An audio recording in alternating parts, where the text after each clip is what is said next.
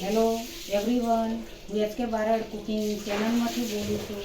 આજે આપણે બનાવીશું ઘઉંના લોટના મીઠા લીમડાના પાનના નમકપારા।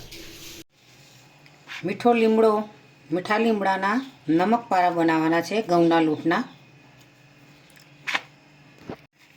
ધોઈને કમ્પ્લીટ કરી દીધા છે। કટિંગ કરવાના છે। કટિંગ કરીશું। ઘઉંનો લોટ લીધો છે 1 વાટકી। મીઠું સ્વાદિંગ કર્યા છે। મીઠા લીમડાના પત્તા, કડી પત્તા પણ કહેવાય છે, તેના નમકપારા બનાવવાના છે। કાળા તલ, જીરું એડ કરીશું। તેલ એડ કરીશું।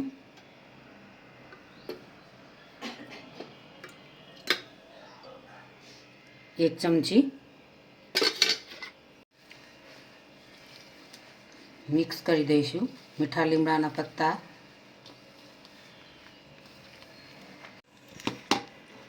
નોર્મલી ગરમ પાણી લીધું છે।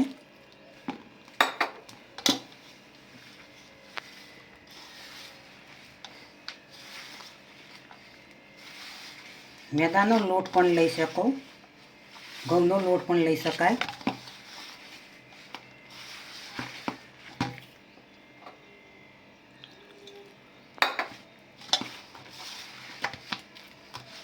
એવો લોટ તૈયાર થઈ ગયો છે મીઠા લીમડાના પત્તાની સાથે।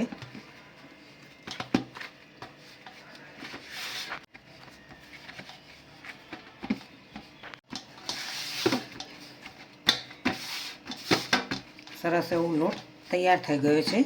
હવે તેના લુવા બનાવી દઈશું।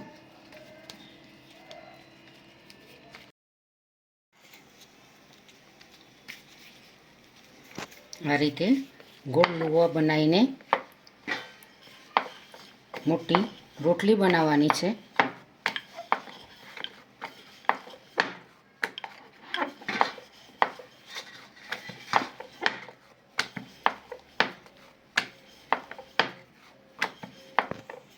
આ રીતે મોટી રોટલી બનાવીને કટિંગ કરવાના છે। પાતળા પાતળા કટિંગ કરવાના છે।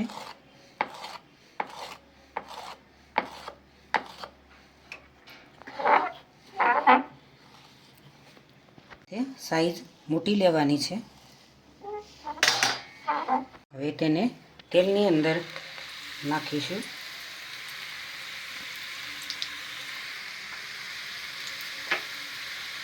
કટિંગ કરીને તળવાના છે।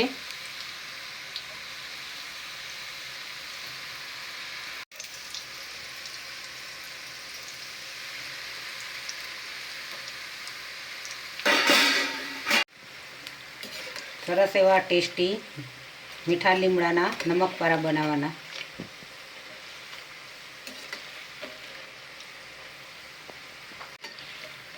દિવાળીના નિમિત્તે દિવાળી આવી રહી છે, નમકપારા બનાવીને ટેસ્ટી નમકપારા બનાવીશું।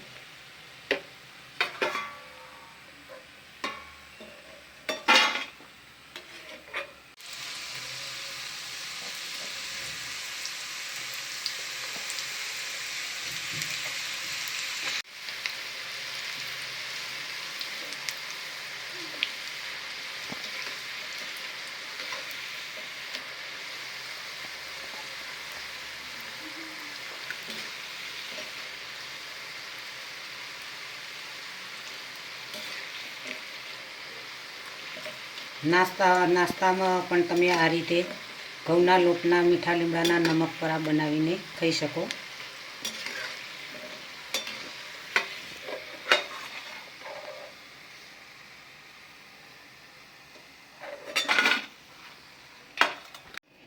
નાસ્તામાં બાળકોને પણ તમે ડબ્બામાં ભરીને આપી શકો। મહેમાન આવે તો પણ જલ્દી તમારે બનાવવું હોય તો આ રીતે નમકપારા બનાવીને ખવડાવી શકો। ખૂબ જ એવા ટેસ્ટી નમકપારા બન્યા છે।